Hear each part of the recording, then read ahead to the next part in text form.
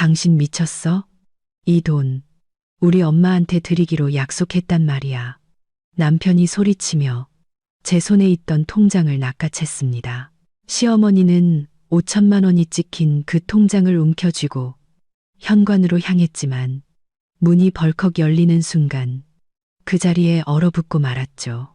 영상을 시작하기 전에 좋아요와 구독을 눌러주시면 감사하겠습니다. 그럼 지금부터 이야기를 시작하겠습니다. 박소희 씨는 아침부터 주방 식탁에 앉아 커피를 마시며 자신의 온라인 화장품 쇼핑몰 주문을 확인하고 있었습니다. 3층 아파트 창밖으로는 시벌의 서리가 하얗게 내려앉은 이웃집 지붕들이 보였습니다. 그녀의 스마트폰은 쉴 새 없이 울렸습니다. 다가오는 연말을 맞아 고객들이 크림과 세럼을 앞다투어 주문하고 있었습니다. 밤사이에 또 12건이나 주문이 들어왔네. 그녀는 알림을 훑어보며 만족스럽게 중얼거렸습니다. 쇼핑몰 경계 없는 아름다움은 벌써 4년째 운영 중이었고 안정적인 수입을 가져다 주었습니다. 소희 씨는 이 일에 온 마음을 쏟았습니다. 화장품 시장의 신제품을 연구하고 공급업체와 관계를 다지고 모든 고객에게 직접 답장했습니다. 저축액은 느리지만 꾸준히 늘어났습니다. 매달 수익의 일부를 별도의 통장에 저축했습니다. 목표는 사업 확장을 위해 5천만 원을 모으는 것이었습니다. 작은 사무실을 임대해 직원을 고용하고 쇼핑몰 브랜드로 자체 화장품 라인을 출시하고 싶었습니다. 꿈은 그걸 위해 일할 준비가 된 사람에게만 현실이 된다. 소희 씨는 태블릿으로 금액을 계산하며 자신을 다잡았습니다. 목표 금액까지 정말 얼마 남지 않았습니다. 통장에는 이미 870만 원이 들어 있었습니다. 이 신축 아파트는 결혼 전에 15년 만기 주택담보대출을 받아 마련한 것이었습니다. 그때는 15년이라는 기간이 영원처럼 느껴졌지만 이제 3년만 더 갚으면 이 집은 온전히 그녀의 소유가 됩니다. 방 2개짜리 아파트는 조용한 동네에 있었습니다. 근처에 학교와 어린이집, 쇼핑센터가 있어 젊은 부부가 살기에는 완벽한 곳이었습니다. 김민준 씨와 결혼한 지는 2년이 되었습니다. 공통의 친구가 연 기업 파티에서 만났습니다. 그는 건설회사 과장이었고 괜찮은 월급을 받았으며 믿음직하고 진중해 보였습니다. 민준 씨는 로맨틱하게 다가왔습니다. 꽃을 선물하고 좋은 레스토랑에 데려가고 함께할 미래에 대한 달콤한 말들을 속삭였습니다. 결혼 후 그는 소희 씨의 집으로 들어왔습니다. 그는 관리비 절반을 부담했고 식료품 사는 것을 도왔으며 그녀의 사업에 간섭하지 않았습니다. 소희 씨는 결혼 생활에 만족했습니다. 남편은 그녀를 통제하려 하지 않았고 수입에 대해 보고하라고 요구하지도 않았으며 사업 계획을 지지해 주었습니다. 유일하게 거슬리는 것은 시어머니의 방문이었습니다. 최영숙 여사, 62세의 미망인으로 도시 외곽의 작은 아파트에서 혼자 살고 있었습니다. 연금은 많지 않았기에 아들인 민준 씨가 정기적으로 생활비를 보태주었습니다. 소희 씨는 이를 이해했고 반대하지 않았습니다. 아들이 연로한 부모를 돌보는 것은 당연한 일이니까요. 하지만 시어머니는 너무 자주 그리고 너무 오래 머물렀습니다. 토요일 아침에 불쑥 찾아와 일요일 저녁까지 있다 가곤 했습니다. 그럴 때마다 소희 씨는 쇼핑몰 일을 하려던 주말 전체를 잃어버렸습니다. 최 여사는 관심을 요구했습니다. 며느리와 아들이 자신과 대화하고 자신이 좋아하는 음식을 만들어주고 최신 영화를 보여주길 바랐습니다. 민준아, 여기 식탁에 있는 서류들은 다 뭐니? 시어머니는 소희 씨의 서류를 들여다보며 물었습니다. 온통 숫자랑 계산뿐이네. 아주 복잡해 보여. 그거 사업 계획서예요. 어머님, 소희 씨가 참을성 있게 설명했습니다. 쇼핑몰 확장을 계획하고 있거든요. 확장은 해서 뭐하니? 돈보다 가족이 더 중요한 거 아니야. 이제 슬슬 애 가질 생각도 해야지. 무슨 계획은 계획이야. 이런 대화는 주기적으로 반복되었습니다. 시어머니는 결혼한 여자는 사업가 놀이 대신 집안일과 남편에게 더 많은 시간을 쏟아야 한다고 생각했습니다. 소희 씨는 가족 관계를 망치고 싶지 않아 참고 있었지만 그런 말을 들을 때마다 속으로 스트레스를 받았습니다. 최근 들어 최 여사는 평소보다 더 자주 들르기 시작했습니다. 예전에는 2주에 한 번꼴로 오더니 이제는 주말마다 나타났습니다. 민준 씨는 어머니가 나이가 드셔서 외로움을 느끼고 가족과의 소통이 필요하기 때문이라고 설명했습니다. 자기도 이해해줘. 여보, 엄마는 평생 일하고 우리 키우는데 모든 걸 바치셨잖아. 지금은 연금 받으시는데 친구들은 다 흩어졌지. 이웃들은 젊어서 말 붙일 사람도 없대. 우리가 유일한 숨통인 거야. 소희 씨는 고개를 끄덕이며 동의했습니다.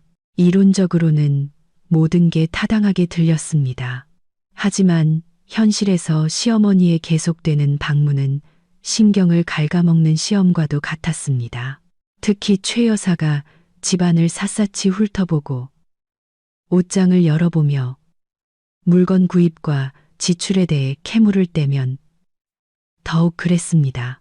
그 10월의 화요일, 소희 씨는 은행으로부터 기다리던 문자 메시지를 받았습니다. 대규모 도매 판매 대금이 입금되면서 저축액이 정확히 5천만 원이 되었습니다. 목표 달성. 이제 확장 계획을 실행에 옮길 수 있었습니다. 그녀는 도심의 사무실 임대를 논의했던 부동산 중개인에게 전화했습니다. 상가 건물 1층에 위치한 25제곱미터 공간은 화장품 쇼룸으로 완벽한 장소였습니다. 월세는 150만 원에 관리비는 별도였습니다. 그 사무실 아직 비어 있어요. 중개인이 말했습니다. 그런데 건물주가 좀 서두르고 있어요. 관심 있으시면 빨리 결정하는 게 좋을 거예요. 그런 자리는 항상 대기자가 많거든요. 일주일 안에 계약할 준비됐어요. 소희 씨가 자신 있게 답했습니다. 보증금이랑 3개월치 월세는 바로 낼 수 있어요. 저녁에 그녀는 기쁜 소식을 나누기 위해 민준 씨가 퇴근하기를 기다렸습니다. 남편은 7시쯤 돌아왔는데 현장에서 힘든 하루를 보낸 듯 지쳐 있었습니다. 얼굴은 굳어 있었고 눈에는 걱정이 서려 있었습니다. 오늘 어땠어, 여보? 소희 씨가 저녁을 차려주며 물었습니다. 안색이 안 좋아 보이네. 아니, 괜찮아. 민준 씨가 식탁에 앉으며 퉁명스럽게 말했습니다. 일이 좀 많아서 고객들이 마감 서두르느라 다들 예민해. 소희 씨는 자신의 계획에 대한 이야기를 더 좋은 때로 미루기로 했습니다. 민준 씨는 사업 이야기를 나눌 기분이 아닌 게 분명했습니다. 저녁 식사 후 그는 텔레비전 앞에 앉아 뉴스를 켜고 화면에 몰두했습니다. 밤 9시쯤 그의 전화가 울렸습니다. 민준 씨는 발신자를 확인하고는 재빨리 전화를 받았습니다. 엄마. 응. 집이야. 별일 없고. 소희 씨는 욕실에서 하루의 피로를 씻어내고 있었습니다. 문이 살짝 열려 있어 남편의 목소리가 꽤 선명하게 들렸습니다. 물론이지. 엄마, 내가 약속했잖아. 민준 씨가 평소보다 낮은 목소리로 말했습니다. 이달 말까지는 다 될 거야. 양평 쪽에 괜찮은 전원주택 하나 찾아놨어. 집주인은 4억 5천만 원을 달라는데 좀 깎아볼 수 있을 것 같아. 소희 씨는 순간 귀를 의심했습니다. 전원주택이라니? 민준 씨는 어머니를 위해 집을 산다는 얘기를 한 번도 한 적이 없었습니다. 그리고 그만한 돈이 어디서 났을까요? 남편의 월급은 400만 원이었지만 그 돈에서 생활비 절반을 내고 시어머니 용돈도 드려야 했습니다. 너무 걱정 마. 민준 씨가 말을 이었습니다. 돈은 있어. 다 해결됐으니까. 서류만 문제 없으면 돼. 내일 가서 그 집 다시 한번 보고 이웃들하고도 얘기해 볼게. 소희 씨는 손에 크림을 든 채로 얼어붙었습니다. 남편이 시어머니에게 시골집을 사줄 큰 돈을 약속했는데 그 돈의 출처는 밝히지 않았습니다. 불길한 예감이 들었습니다. 근데 엄마, 너무 서두를 필요 있을까? 지금 겨울인데 봄 되면 매물 더 많이 나올 거야. 아니야, 꼭 그 집이어야 해? 알았어, 엄마. 엄마 말대로 할게. 통화는 15분 정도 더 이어졌습니다. 민준 씨는 어머니와 앞으로 살 집에 대한 세부사항, 부지 크기, 기반 시설, 집 상태에 대해 의논했습니다. 그는 마치 돈이 이미 주머니에 있는 사람처럼 열정적으로 말했습니다. 남편이 통화를 마칠 무렵 소희 씨는 거실로 돌아왔습니다. 응, 엄마. 결정됐어. 또 통화해. 뭐가 결정됐는데? 아내가 천진난만한 표정을 지으려 애쓰며 미소와 함께 물었습니다. 민준 씨는 아내가 엿들었을 거라고는 예상 못했는지 살짝 당황했습니다. 아, 그게 엄마가 전원주택을 알아보고 계셔서 텃밭 가꾸고 꽃 심을 수 있는 자기 땅을 갖는 게 오랜 꿈이셨거든. 어머님이 그걸 살 돈이 있으셔. 소희 씨가 조심스럽게 물었습니다. 연금만으로는 당연히 부족하지. 내가 좀 도와드리려고. 엄마잖아, 거절할 수 없지. 소희 씨는 고개를 끄덕였지만 불안감은 가시지 않았습니다. 민준 씨는 분명 무언가를 숨기고 있었습니다. 그가 약속한 4억 5천만 원이라는 돈은 그의 형편에 비해 너무 큰 금액이었습니다. 월급의 절반을 1년 내내 어머니께 드린다고 해도 그런 돈을 모을 수는 없었습니다. 다음 날 소희 씨는 일에 집중할 수가 없었습니다. 생각은 계속해서 어젯밤 남편의 대화로 돌아갔습니다. 그녀는 논리적인 설명을 찾으려 애썼습니다. 어쩌면 민준 씨가 대출을 받았거나 귀중품을 팔았거나 아니면 회사에서 보너스를 받았을지도 모른다고 생각했습니다. 저녁에 그녀는 남편에게 시어머니를 위한 돈에 대해 직접 물어보기로 결심했습니다. 하지만 민준 씨는 밤 10시가 다 되어 늦게 귀가했고 전날보다 훨씬 더 피곤해 보였습니다. 여보, 나 좋은 소식 있어. 소희 씨가 저녁 식사 중에 입을 열었습니다. 나 드디어 쇼핑몰 확장을 위한 5천만 원을 다 모았어. 내일 부동산 중개인이랑 만나서 사무실 임대 계약서 쓸 거야. 민준 씨는 접시에서 고개를 들고 아내를 유심히 쳐다보았습니다. 5천만 원? 정말 계산은 확실하게 한 거야? 물론이지. 어제 마지막 입금됐어. 전용 계좌에 정확히 5천만 원. 잘했네. 남편이 말했지만 그의 목소리에서는 별다른 기쁨이 느껴지지 않았습니다. 정말 큰 돈이네. 당신은 어머님 집 살 돈 어떻게 할 거야? 계획 좀 말해줄래? 소희 씨가 조심스럽게 물었습니다. 민준 씨는 어깨를 으쓱했습니다. 아직 아무것도 결정된 거 없어. 그냥 알아보고 있는 중이야. 대출을 받을까 생각 중이고 아니면 집주인이랑 할부로 얘기해 볼까도 하고. 그의 대답은 애매했습니다. 소희 씨는 남편이 거짓말을 하고 있다는 것을 느꼈습니다.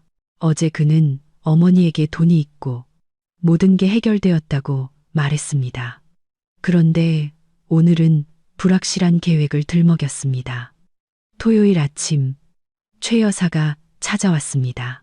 언제나처럼 예고 없이 커다란 장바구니 가득 식료품을 들고 주말 내내 머물 계획으로 나타났습니다. 얘들아, 잘 있었니? 시어머니가 현관으로 들어서며 큰 소리로 인사했습니다. 요즘 젊은 것들 사는 건 어떠냐? 민준아, 이 가방 좀 들어다오. 아주 무겁구나. 소희 씨는 토요일 계획과 마음속으로 작별 인사를 했습니다. 새로운 크림 라인 공급업체와 미팅을 하러 가려고 했는데 이제 시어머니를 즐겁게 해드려야 했습니다. 엄마, 근데 웬 음식을 이렇게 많이 사오셨어요? 민준 씨가 가방에서 통조림, 봉지, 상자들을 꺼내며 놀라서 물었습니다. 저희가 한 달 동안 엄마 모시고 사는 것도 아닌데요. 내 손주들 먹일 진짜 백이 된장찌개 끓여주려고 그러지. 최 여사가 선언했습니다. 너희는 맨날 사먹는 거 화학조미료 덩어리만 먹잖아. 제대로 먹고 비타민도 챙겨야지. 무슨 손주요, 엄마. 민준 씨가 당황했습니다. 저희 아직 애 없잖아요. 그러니까 이제 가져야지. 소희야, 너는 어떻게 생각하니? 너도 이제 29이잖아. 생체 시계는 똑딱이고 있다고. 소희 씨는 정중한 미소를 지었습니다. 저희는 아직 일에 집중할 계획이에요. 어머님, 아이들은 큰 책임이 따르잖아요. 일은 무슨 일이야. 시어머니가 손을 내저었습니다. 여자한테 가장 중요한 건 가족이랑 엄마가 되는 거야. 내 그 조그만 가게는 그냥 취미 같은 거지. 5천만 원짜리 취미요. 소희 씨는 속으로 생각했지만 밖으로 내뱉지는 않았습니다. 점심 식사 후 최 여사는 차를 마시며 소파에 자리를 잡고 아파트를 유심히 뜯어보기 시작했습니다. 민준아, 저기 식탁에 있는 서류들은 뭐니? 그녀가 소희 씨의 사업 계획서 폴더를 가리키며 물었습니다. 소희 씨 업무 서류예요. 아들이 답했습니다. 한번 봐도 될까? 요즘 젊은이들은 뭘 하고 사는지 궁금하네. 소희 씨는 긴장했습니다. 폴더 안에는 수입 계산서, 확장 계획, 계좌 내역서가 들어 있었습니다. 지극히 개인적이고 비밀스러운 정보였습니다. 별로 재미있는 거 없어요, 어머님. 따분한 숫자랑 표뿐이에요. 괜찮아, 보여줘봐. 시어머니가 고집을 부렸습니다. 나 젊었을 때 경리과에서 일해서 숫자 좀 볼 줄 알아.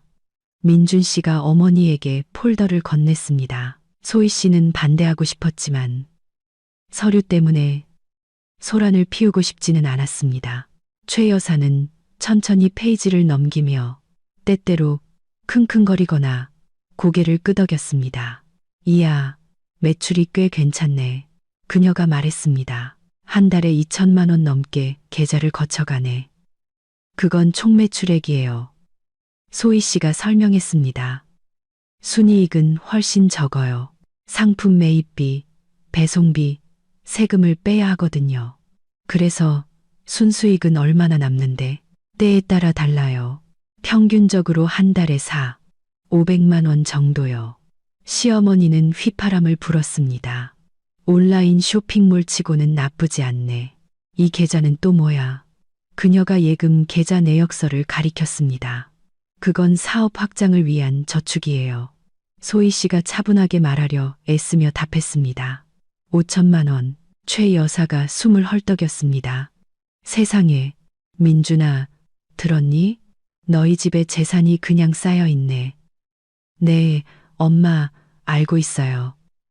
민준 씨가 퉁명스럽게 말했습니다. 그런데 왜 그런 큰 돈을 그냥 놔두니? 물가는 계속 오르는데 돈 가치가 떨어지잖아.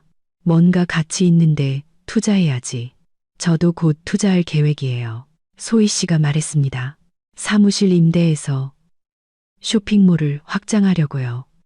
최 여사는 생각에 잠긴 듯 고개를 저었습니다. 사업이라는 거 위험해. 오늘은 수입이 있어도 내일 위기가 닥치면 모든 게 물거품이 될 수 있어. 부동산이나 땅에 투자하는 게 더 나아. 그게 더 안전하지. 저는 제 사업이 좋아요. 소희 씨가 단호하게 답했습니다. 그리고 제 계획에 자신 있어요. 글쎄, 두고 봐야지. 시어머니가 회의적인 투로 말했습니다. 주말에 남은 시간은 긴장된 분위기 속에서 흘러갔습니다. 최 여사는 계속해서 소희 씨의 저축 얘기를 꺼냈습니다. 현명한 돈 투자에 대해 논하고 아는 사람들의 실패한 사업 사례를 들었습니다. 우리 아파트 살던 혜진이 기억나니? 그녀가 민준 씨에게 말했습니다. 경쟁이 너무 심해서 손님을 다 뺏긴데 사람마다 경우가 다르죠. 소희 씨가 반박했습니다. 모든 걸 똑같이 볼 수는 없어요. 그럴 수도 있지. 시어머니가 동의했습니다. 하지만 돈은, 특히 이렇게 큰 돈은 심각한 문제야. 이럴 땐 남자의 판단, 냉철한 계산이 필요하다고. 소희 씨는 짜증이 치밀어 오르는 것을 느꼈습니다. 시어머니는 큰 지출에 대한 결정은 아내가 아니라 남편이 해야 한다고 분명히 암시하고 있었습니다. 일요일 저녁, 최 여사가 집으로 돌아갈 채비를 할 때 민준 씨가 갑자기 돈 얘기를 꺼냈습니다. 소희야, 우리 당신 저축에 대해 진지하게 얘기 좀 하자. 그가 시어머니가 떠난 후에 말했습니다. 무슨 뜻이야? 우린 가족이잖아. 이제 우리 재산을 합치는 게 어떨까? 공동 가계부를 쓰는 거지. 소희 씨는 경계심을 느꼈습니다. 결혼 2년 동안 민준 씨는 이 문제를 꺼낸 적이 없었습니다. 각자 자기 돈을 관리했고 모두 그 방식에 만족했습니다. 갑자기 왜 합치자는 거야? 각자 관리하는 게 편했잖아. 내 생각엔 그게 서로에 대한 신뢰를 보여주는 것 같아. 진정한 부부관계는 감정뿐만 아니라 물질적인 자원도 공유하는 거니까. 말은 참 멋지네. 소희 씨가 비웃었습니다. 실제로는 그게 뭘 의미하는데 그냥 돈을 공동 계좌에 넣는 거야. 큰 지출은 함께 상의하고 논리적이잖아. 부부는 중요한 결정을 함께 해야지. 소희 씨는 함정을 느꼈습니다. 민준 씨는 옳은 말을 하고 있었지만 그의 말투에는 숨겨진 의도가 드러났습니다. 민준 씨, 내 저축은 4년간 일한 결과물이야. 난 구체적인 목표를 위해 그 돈을 모았어. 왜 뭔가를 바꿔야 하지? 뭐야, 날 못 믿는 거야? 남편이 살짝 섭섭한 투로 물었습니다. 내가 당신 돈을 함부로 쓰려는 게 아니잖아. 그냥 우리 사이의 모든 게 정직하고 투명했으면 하는 거야. 이미 모든 게 투명해. 당신은 내 수입에 대해 알고 있잖아. 쇼핑몰 확장 계획도 숨기지 않았어. 하지만 형식적으로 돈은 당신 계좌에만 있잖아. 그럼 가족 안에 비밀이 있는 셈이지. 소희 씨는 남편을 유심히 쳐다보았습니다. 혹시 어머니와 나눴던 전원주택 구입 얘기가 자신의 저축과 관련이 있는 걸까? 민준 씨가 그 목적으로 자신의 돈을 사용하려는 걸까? 좋아. 그녀가 잠시 침묵 끝에 말했습니다. 우리가 공동 계좌를 만든다고 가정해보자. 만약 지출에 대해 의견이 다르면 누가 최종 결정을 내리는 건데 서로 합의해야지. 타협점을 찾고 현명한 사람들은 언제나 공통된 의견을 찾을 수 있어. 만약 못 찾으면 민준 씨가 어깨를 으쓱했습니다. 그럴 땐 가장이 결정해야지. 즉, 당신이. 그게 자연스럽지. 남편이 가게에 대한 책임을 져야 하니까. 소희 씨는 자신의 의심이 사실이었음을 깨달았습니다. 민준 씨는 공동 가계부라는 그럴듯한 핑계로 그녀의 돈에 대한 통제권을 얻고 싶어 했습니다. 있잖아, 여보. 그녀가 억지 미소를 지으며 말했습니다. 이 문제는 일단 보류하자. 생각할 시간이 좀 필요해. 시간이 얼마나 필요한데? 일주일이나 2주일 정도. 이건 중요한 결정이니까. 서두르고 싶지 않아. 민준 씨는 실망한 기색이었지만 고개를 끄덕였습니다. 알았어. 하지만 너무 오래 끌지는 마. 우리가 빨리 공동 예산을 시작할수록 우리 가족에게 더 좋으니까. 그날 밤 소희 씨는 오랫동안 잠을 이룰 수 없었습니다. 머릿속에는 최근 며칠간의 일들이 맴돌았습니다. 엿들은 전원주택 이야기, 시어머니가 자신의 서류를 꼼꼼히 살피던 모습, 남편의 갑작스러운 재산 통합 제안까지. 이 모든 것이 계획된 시나리오처럼 보였습니다. 먼저 최 여사가 며느리의 재정 상태를 파악하고 그 다음 아들이 돈에 접근할 인물을 부여받은 것입니다. 어머니를 위한 집은 남의 저축을 쓰기 위한 편리한 핑계였습니다. 소희 씨는 이불 속에서 주먹을 꽉 쥐었습니다. 만약 자신의 의심이 맞다면 남편과 시어머니는 이미 오래전부터 그녀의 돈에 대한 계획을 세우고 있었던 것입니다. 하지만 그녀는 이 가족 음모의 희생양이 될 생각이 없었습니다. 5천만 원. 그것은 그녀의 노동, 그녀의 꿈, 그녀의 미래였습니다. 그리고 그녀는 끝까지 자신의 권리를 지킬 것이었습니다. 다음 주, 소희 씨는 남편의 행동을 유심히 관찰했습니다. 민준 씨는 신경질적으로 변했고, 대화 중에 자주 다른 생각을 했습니다. 몇 번인가 그녀는 그가 자신의 업무 서류를 보고 있는 것을 발견했습니다. 그녀가 방에 들어서면 그는 재빨리 폴더를 닫고 아무렇지 않은 척했습니다. 내 서류에서 뭐 찾는 거 있어? 그녀가 수요일 저녁에 단도직입적으로 물었습니다. 아니, 그냥 당신 사업이 어떻게 돌아가는지 궁금해서. 민준 씨가 눈을 마주치지 않고 답했습니다. 아내가 무슨 일을 하는지 더 잘 이해하고 싶어서. 전에는 관심 없었잖아. 전에는 규모가 달랐지. 이제는 꽤 큰 돈이 오가잖아. 나도 좀 알고 싶어서. 소희 씨는 그 말을 한마디도 믿지 않았습니다.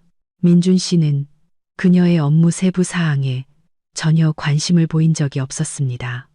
그런데 이제 큰돈 얘기가 나오자 갑자기 호기심이 많아진 것입니다. 목요일에 최 여사가 전화를 걸어 주말에 와도 되는지 물었습니다. 보통 시어머니는 방문 하루나 이틀 전에 알려주곤 했습니다. 그런데 이번에는 미리 전화한 것이었습니다. 너희한테 중요한 할 얘기가 있어서 그래. 그녀가 의미심장하게 말했습니다. 가족끼리 의논할 게 좀 있어. 무슨 일인데요? 소희 씨가 물었습니다. 전화로는 말 못해. 직접 만나서 얘기하자. 금요일에 소희 씨는 자신의 의심을 확인해 보기로 했습니다. 그녀는 일부러 주방 식탁에 쇼핑몰 확장 계획이 담긴 서류를 놓아두고 자신은 침실에 숨어서 귀를 기울였습니다. 민준 씨가 퇴근해서 저녁을 먹고 그녀가 예상했던 대로 서류를 보기 시작했습니다. 그러더니 그는 전화를 꺼내 번호를 눌렀습니다. 엄마, 나야. 응, 봤어. 우리가 얘기했던 대로야. 예금 계좌에 정확히 5천만 원. 소희 씨는 온몸이 차가워지는 것을 느꼈습니다. 그들은 정말로 그녀의 돈에 대해 미리 논의했던 것입니다. 응, 오은행. 그래, 언제든 인출할 수 있는 보통 예금이야. 아니, 비밀번호는 몰라. 하지만 내일 한번 알아볼게. 비밀번호를 알아본다고? 소희 씨는 침실에서 뛰쳐나가 당장 난리를 피우고 싶은 것을 간신히 참았습니다. 근데 엄마, 이게 정말 맞는 걸까? 소희가 눈치채면 어떡해? 최 여사가 무언가 대답했지만 말소리는 들리지 않았습니다. 민준 씨는 듣고 있다가 가끔씩 끼어들었습니다. 네, 알아요. 엄마 말이 맞아요. 물론 가족이 더 중요하죠. 알았어요. 내일 다 알아볼게요. 중요한 건 걔가 미리 눈치채지 못하게 하는 거야. 끊을게. 소희 씨는 마음을 진정시키기 위해 조용히 뒷문으로 나가 집 주변을 한 바퀴 돌았습니다. 그림은 완전히 명확해졌습니다. 남편과 시어머니는 그녀의 돈을 가로챌 계획이었습니다. 하지만 그들이 정확히 무엇을 꾸미고 있는지는 아직 불분명했습니다. 집에 돌아온 그녀는 친구 집에서 막 돌아온 척했습니다. 어땠어, 여보? 별일 없어. 그녀가 천진하게 물었습니다. 응, 늘 똑같지 뭐. 민준 씨가 서류를 폴더에 넣으며 답했습니다. 1. 집, 평범한 걱정거리들. 어머님 내일 오셔. 응, 아침 일찍. 중요한 얘기가 있다고 하시네. 무슨 얘기일까? 궁금하네. 나도 몰라. 남편이 거짓말을 했습니다. 오시면 직접 말씀하시겠지. 밤에 소희 씨는 전략을 세웠습니다. 음모자들의 정확한 계획을 알아내고 방어할 준비를 해야 했습니다. 그녀는 아무것도 의심하지 않는 순진한 아내 역할을 하기로 했습니다. 토요일 아침, 최 여사는 평소보다 이른 아침 9시쯤 도착했습니다. 그녀는 엄숙해 보였습니다.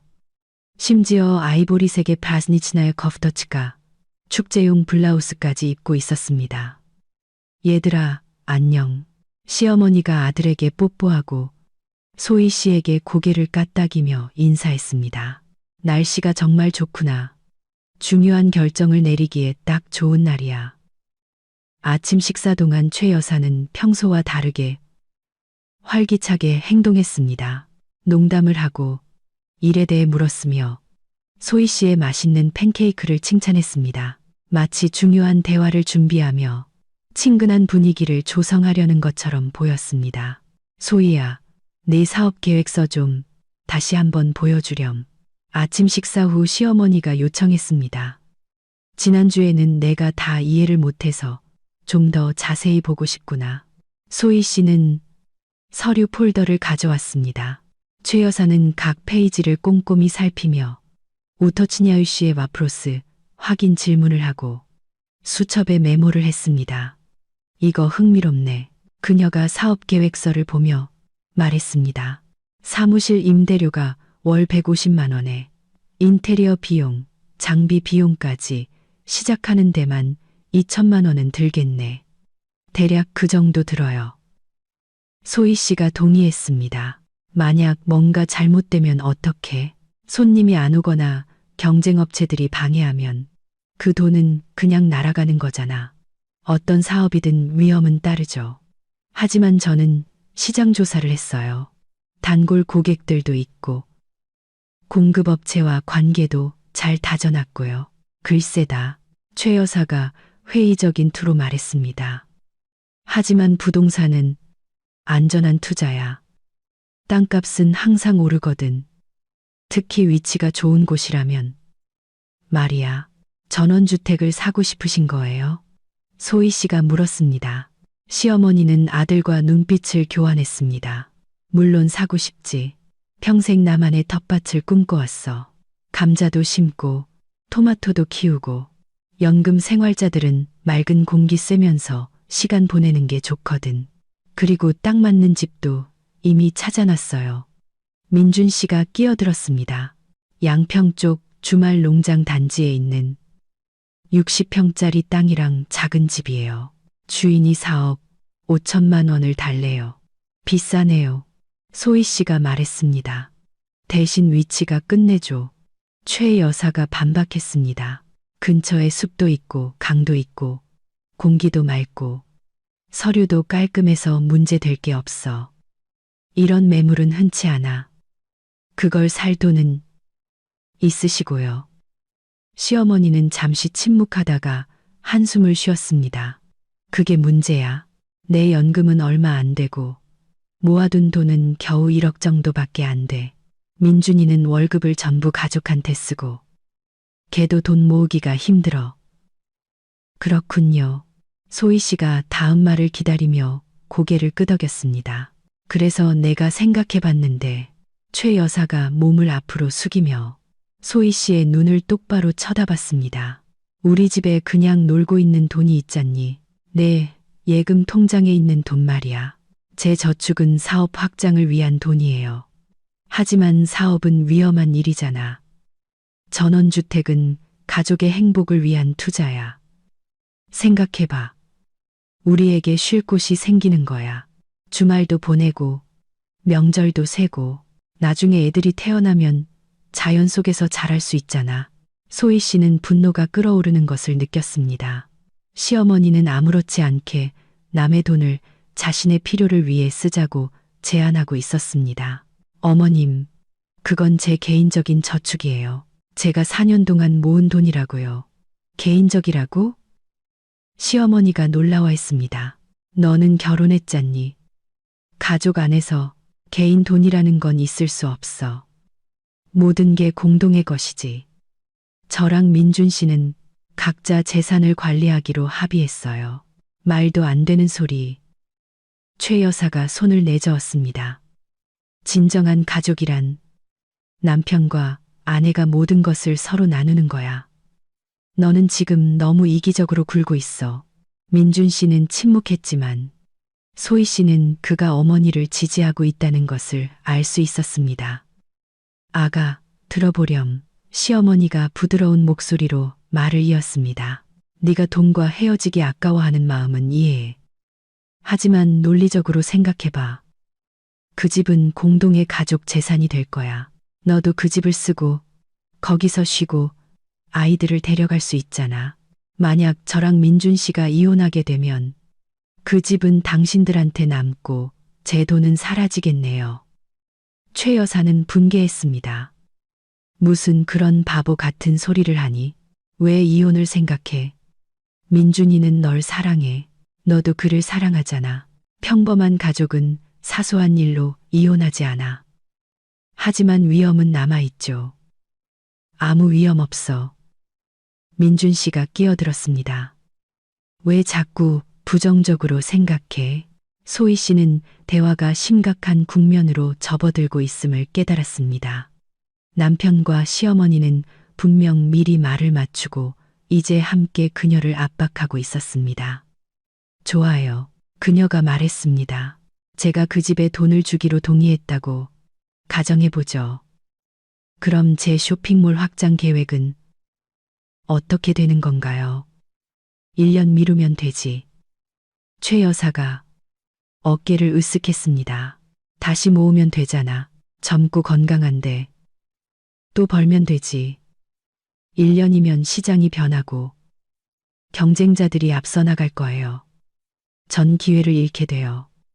진짜 사업이라면 어디 가지 않아. 시어머니가 반박했습니다. 그리고 의심스러운 사업이라면 투자하지 않는 게 더 나아. 소희 씨는 식탁에서 일어났습니다. 죄송하지만 이 주제에 대해 더는 논의할 준비가 안 됐어요. 돈은 제 것이고 계획도 제 것이고 결정도 제가 해요. 또 그 소리네. 최 여사가 불만스럽게 말했습니다. 내 돈, 내 계획. 가족 간의 연대는 어디 갔니? 어른에 대한 존중이 자신의 이익을 포기하는 것을 의미하지는 않아요. 자신의 이익. 시어머니가 버럭 화를 냈습니다. 내가 뭔데? 넌 그저 이미 다 갖춰진 집에 들어온 며느리일 뿐이야. 들어오자마자 권리만 주장하고 소희 씨는 그 자리에 얼어붙었습니다. 이것이 바로 시어머니가 자신을 대하는 진정한 태도였습니다. 지금 뭐라고 하셨어요? 내가 생각하는 대로 말했을 뿐이야. 최 여사는 물러서지 않았습니다. 너는 여기 임시로 있는 사람이야. 아내는 들어왔다 나가지만 가족은 영원한 거라고. 나와 민준이는 피로 맺어진 사이고 너는 그냥 남이야. 엄마, 무슨 말을 그렇게 해요? 민준 씨가 끼어들려 했지만 그의 목소리는 설득력이 없었습니다. 사실을 말하는 거야. 시어머니가 잘라 말했습니다. 돈은 가족 안에 머물러야지. 남의 변덕에 쓰여서는 안 돼. 남의 변덕이라고요? 소희 씨가 되물었습니다. 그럼 이게 뭐겠니? 네, 그 가게는 진지한 일이 아니라 그냥 장난이야. 이제 그만 놀고 어른이 돼서 가족을 생각할 때야. 소희 씨는 남편을 쳐다보았습니다. 그가 어머니의 무례함으로부터. 하지만 민준 씨는 식탁보의 무늬를 살피며 침묵했습니다. 그럼 당신들 생각에 제 4년간의 노력은 그냥 장난이라는 거군요. 노력? 최 여사가 코웃음을 쳤습니다.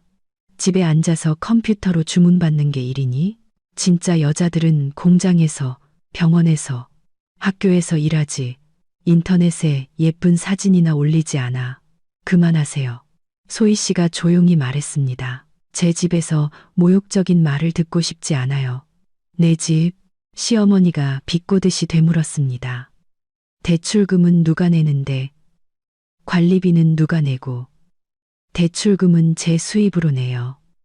민준 씨가 관리비를 도와주고요. 도와준다고 최 여사가 큰 소리로 웃었습니다. 걔가 가족을 부양하는 거고 네가 돕는 거지. 뭔가 착각했나 본데. 소희 씨는 이제 1분만 더 있으면 소리를 지를 것 같았습니다. 상황이 통제 불능이 되기 전에 주방을 벗어나야 했습니다. 산책 좀 하고 올게요. 그녀가 출구를 향하며 말했습니다. 그래, 가거라. 시어머니가 손을 흔들었습니다. 나가서 맑은 공기 쐬면서 가족의 가치에 대해 생각해 보렴. 소희 씨는 밖으로 나가 동네를 오랫동안 걸으며 생각을 정리하려 애썼습니다. 그림은 완전히 명확해졌습니다. 시어머니는 그녀를 아들 인생의 일시적인 동반자로 여기며 자신의 의견이나 돈에 대한 권리가 없다고 생각했습니다. 민준 씨는 직접적으로 말하지는 못했지만 어머니를 지지하고 있었습니다. 아마도 그들의 계획은 이랬을 것입니다. 처음에는 좋은 말로 설득해보고 그 다음에는 심리적으로 압박하는 것. 1시간 후 그녀는 집으로 돌아왔습니다. 최 여사는 소파에 앉아 텔레비전을 보며 아무 일도 없었다는 듯 행동했습니다. 그래, 머리는 좀 식혔니? 시어머니가 물었습니다. 합리적인 대화를 할 준비는 됐고, 네, 준비됐어요. 소희 씨가 답했습니다. 제 대답은 변함없어요.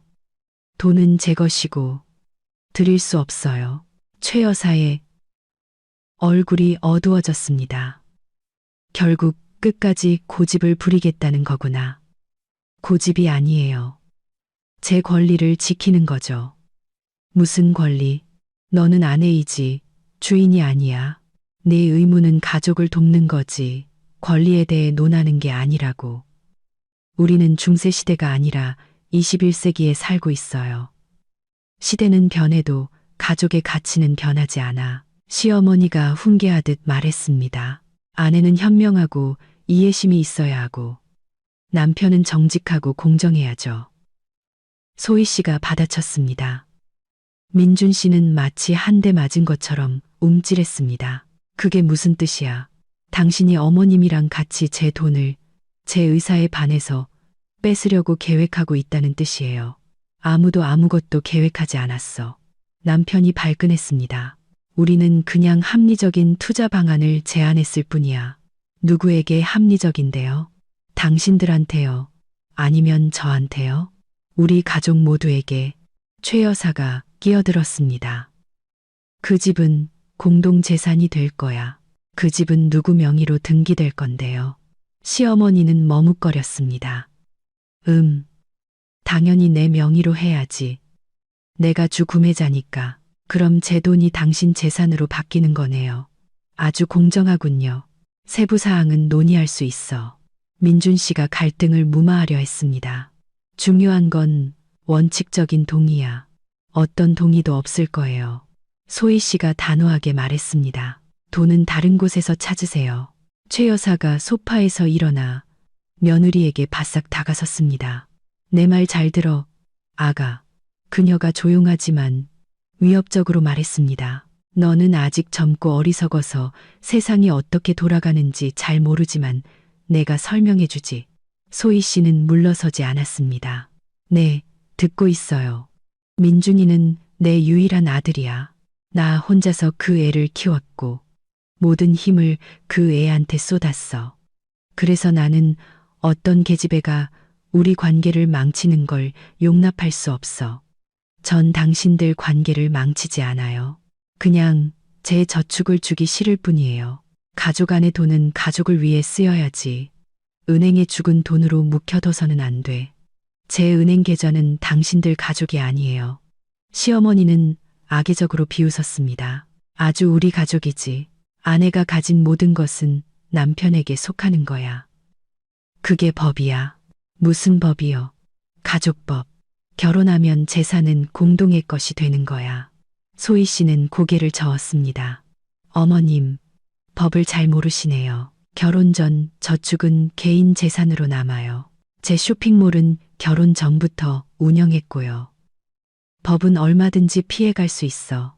시어머니가 의미심장하게 말했습니다. 의지만 있다면 말이지. 무슨 뜻이죠? 똑똑한 사람들은 원하는 것을 얻을 방법을 항상 찾아낸다는 뜻이지. 소희 씨는 시어머니의 말에서 위협을 느꼈습니다. 이 여자는 물러설 생각이 전혀 없었습니다. 민준 씨, 당신 어머니가 하는 말 들려요. 남편은 애매하게 어깨를 으쓱했습니다. 엄마는 그냥 걱정돼서 그러시는 거야. 그분은 오랫동안 전원주택을 꿈꿔왔고 그 꿈을 위해 남의 돈을 뺏을 준비가 되어 있는 거죠. 남의 돈이 아니라 가족 돈이라고 최 여사가 정정했습니다. 그리고 뺏는 게 아니라 더 중요한 목표를 위해 방향을 바꾸는 거지. 소희 씨는 대화가 막다른 길에 다다랐음을 깨달았습니다. 시어 좋아요. 그녀가 말했습니다. 이쯤에서 끝내죠. 당신들은 당신들 입장을 말했고 저는 제 입장을 말했어요. 더 이상 논의할 건 없어요. 아주 많이 남았지. 최 여사가 반박했습니다. 우리는 아직 대화를 끝내지 않았어. 저는 끝냈어요. 우리는 아니야. 민준아, 내 아내한테 좀 유순해지라고 말해. 그게 걔한테도 이로울 거야. 민준 씨는 아내에게 애원하는 눈빛을 보냈습니다. 소희야, 한 번만 더 생각해봐. 정말로 가족을 위해 양보하는 게 어떨까? 어떤 가족이요? 저는 지금 제 돈을 자신들의 필요를 위해 쓰려는 두 사람만 보이는데요. 우리는 투자를 제안하는 거야. 당신들은 아름다운 말로 포장해서 저축을 뺏으려는 거고요. 최 여사가 한숨을 쉬었습니다. 알겠다. 좋은 말로는 네가 이해를 못하는구나. 그럼 다른 방법으로 문제를 해결해야겠네. 다른 방법이라니 그게 뭔데요? 곧 알게 될 거야. 시어머니가 의미심장하게 미소 지었습니다. 주말에 남은 시간은 긴장된 침묵 속에서 흘러갔습니다. 최 여사는 더 이상 돈 얘기를 꺼내지 않았지만 소희 씨는 그녀의 집요한 시선을 느꼈습니다. 시어머니는 분명 일요일 저녁 최 여사가 집으로 돌아갈 채비를 할 때 그녀는 주방에 있는 소희 씨에게 다가왔습니다. 내 사랑하는 며느리, 그녀가 거짓된 다정함으로 말했습니다. 우리 제안에 대해 한 번 더 생각해 보렴. 시간은 이번 주말까지야. 주말이 지나면 어떻게 되는데요? 그 집 주인이 기다려주지 않을 거야. 다른 구매자를 찾으면 우린 기회를 놓치게 돼. 찾으라고 하세요. 저랑은 상관없는 일이에요. 시어머니는 고개를 저었습니다. 상관 있어. 아주 많이. 네가 생각하는 것보다 훨씬 더.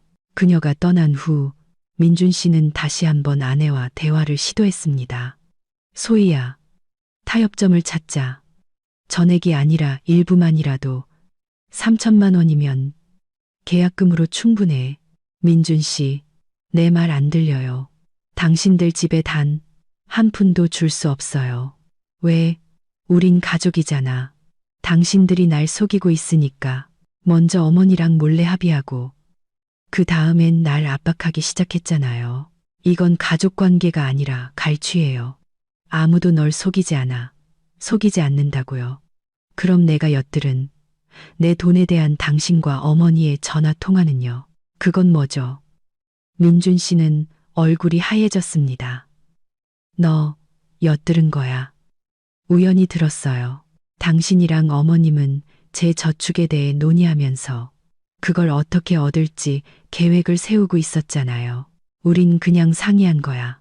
아내를 어떻게 속일지 상의한 거겠죠. 아주 보기 좋네요.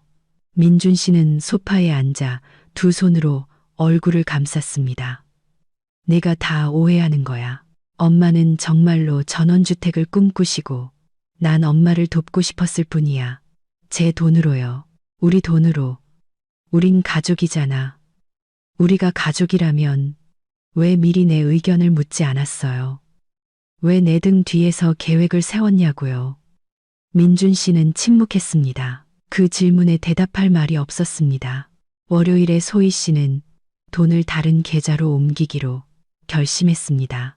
만약 남편과 시어머니가 정말로 무언가를 꾸미고 있다면 대비하는 것이 좋았습니다. 그녀는 은행에 가서 다른 지점에 새로운 예금 계좌를 개설했습니다. 돈을 그곳으로 옮기고 기존 계좌는 해지했습니다. 이제 민준 씨가 어떤 방법으로든 그녀의 은행 정보에 접근하더라도 그곳에는 돈이 없을 것이었습니다. 화요일에 그녀가 두려워하던 일이 일어났습니다. 퇴근하고 돌아오니 남편이 그녀의 노트북 앞에 앉아 있었습니다. 그는 그녀의 작업실에서 무언가를 타이핑하고 있었습니다. 뭐 하는 거예요? 그녀가 엄하게 물었습니다. 민준 씨는 움찔하며 재빨리 브라우저를 닫았습니다. 아, 그냥 인터넷 좀 했어. 내 컴퓨터가 고장나서. 제 노트북에는 은행 계좌 비밀번호가 저장되어 있어요. 당신도 알잖아요. 당신 계좌는 안 들여다봤어. 브라우저 기록 좀 보여줘요. 왜? 숨길 게 없다면 보여줘요. 민준 씨는 머뭇거리다가 한숨을 쉬며 브라우저를 열었습니다. 방문 기록에는 그녀의 은행을 포함한 여러 은행 사이트가 있었습니다. 내 계정에 로그인하려고 했어요. 그냥 보려고 했어. 돈이 제자리에 있는지 확인하려고. 내 허락도 없이요. 소희야, 우린 부부잖아. 우리 사이에 비밀이 있어서는 안 되지. 소희 씨는 노트북에 앉아 은행 계정 로그인 기록을 확인했습니다. 시스템은 지난 1시간 동안 3번의 실패한 로그인 시도가 있었다고 표시했습니다. 비밀번호를 추측하려고 했어요. 추측이 아니라 기억해내려고. 혹시 네가 언젠가 말해줬을까 해서. 난 당신한테 내 은행 비밀번호를 말해준 적 없어요. 민준 씨는 그녀 옆 의자에 앉았습니다. 소희야, 왜 그래? 나쁜 의도는 없었어. 그냥 우리 저축이 걱정돼서 그런 거야. 내 저축이죠. 그리고 그건 내가 알아서 걱정할게요. 하지만 우린 가족이야. 서로의 돈을 훔치려는 가족 말인가요? 아무도 아무것도 훔치지 않아. 난 그냥 모든 게 괜찮은지 확인하고 싶었을 뿐이야. 소희 씨는 노트북을 닫고 가지고 나갔습니다. 다음번엔 허락을 구해요. 소희야, 화내지 마. 다시는 안 그럴게. 하지만 소희 씨는 더 이상 남편의 약속을 믿지 않았습니다. 그가 그녀의 돈을 얻기 위해 속임수도 불사할 준비가 되어 있다는 것이 분명해졌습니다. 수요일에 최 여사가 전화를 걸어 카페에서 만나자고 제안했습니다. 민준이 없이 너랑만 얘기하고 싶구나. 여자들끼리 속 깊은 대화를 좀 하자. 소희 씨는 동의했습니다. 시어머니가 무엇을 생각해냈는지 궁금했습니다. 집 근처 작은 카페에서 만났습니다. 최 여사는 친근해 보였고 케이크와 커피를 주문하며 일에 대해 물었습니다. 있잖니, 소희야. 30분간의 가벼운 대화 끝에 시어머니가 입을 열었습니다. 나는 평생 사람들과 일해왔어. 격리과에서 별의별 사람들을 다 만나봤지. 그래서 누가 뭘 원하는지 파악하는 법을 배웠단다. 제가 뭘 원하는데요? 소희 씨가 물었습니다. 너는 독립적이고 싶어 하지. 요즘 젊은 애들이 다 그렇지, 이해. 하지만 네가 한 가지 고려하지 않는 게 있어. 그게 뭔데요? 절대적인 독립이란 건 없어. 우리는 모두 누군가에게 의존하며 살아.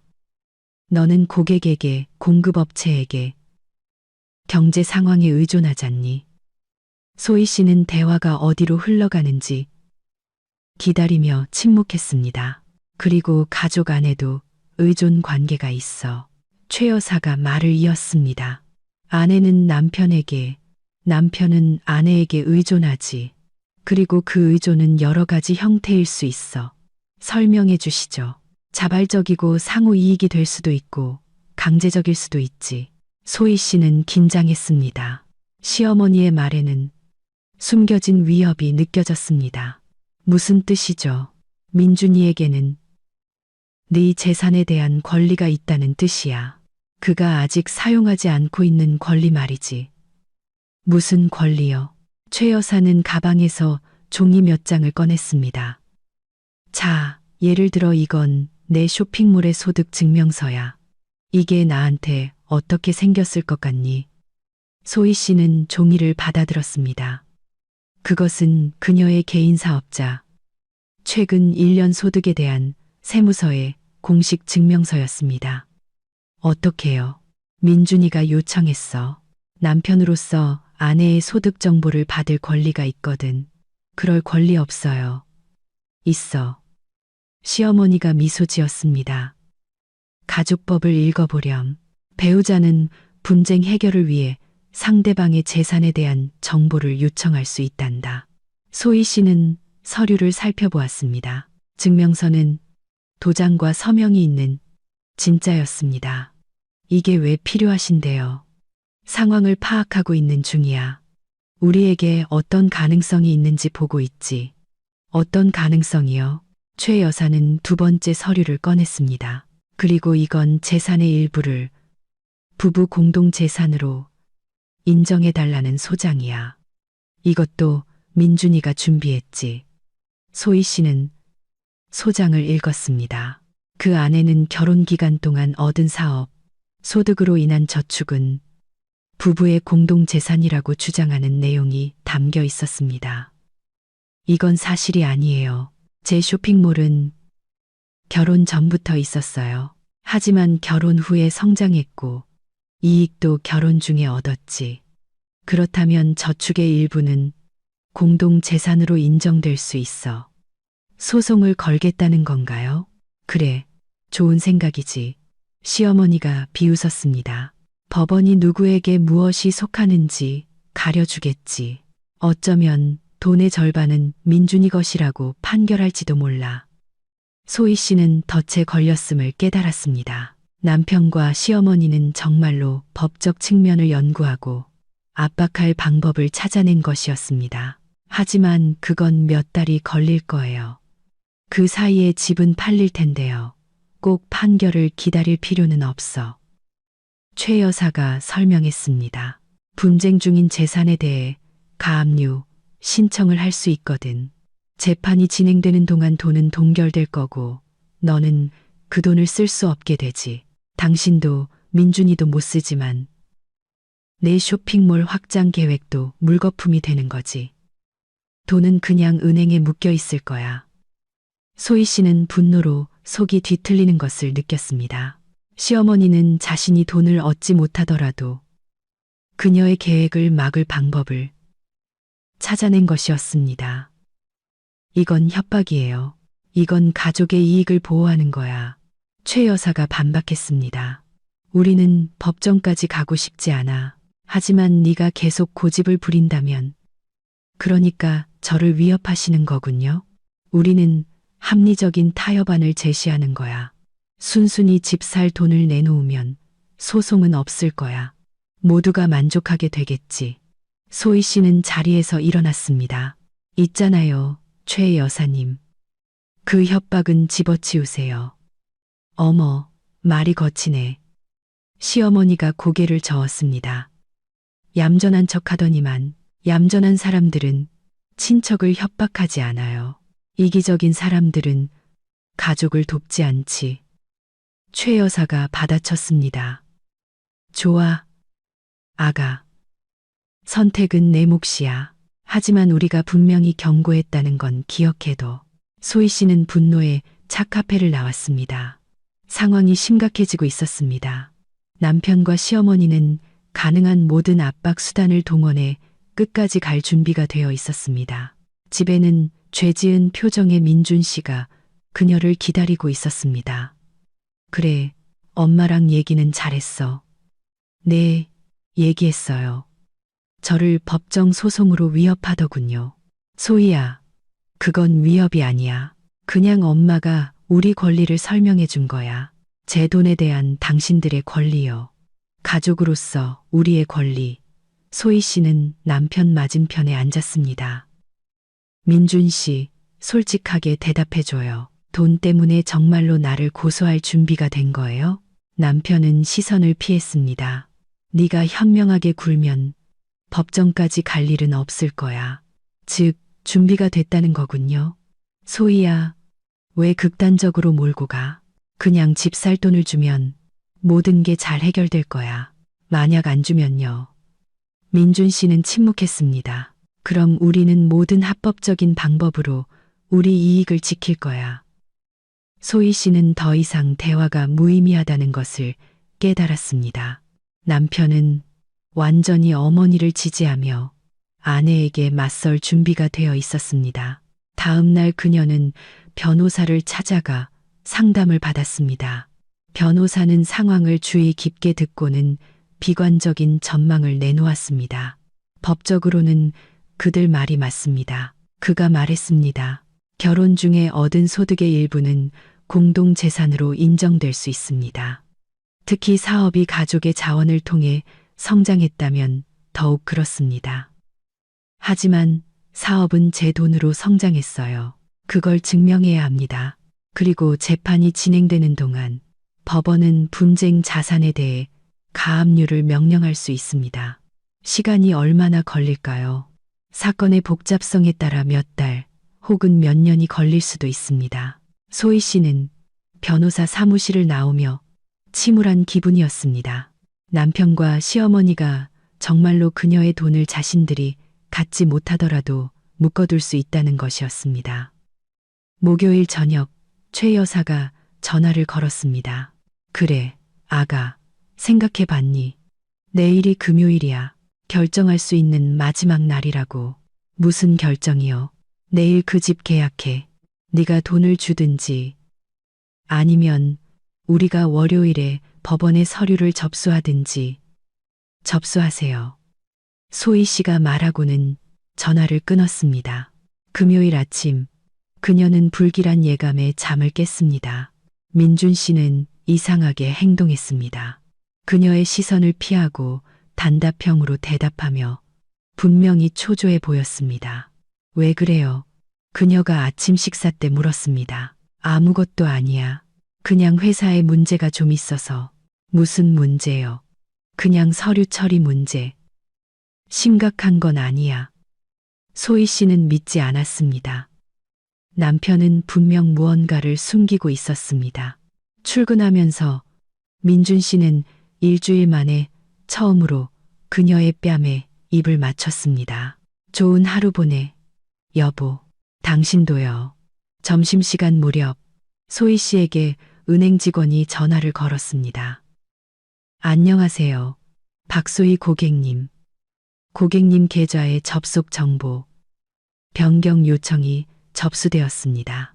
본인께서 신청하신 것이 맞는지 확인 부탁드립니다.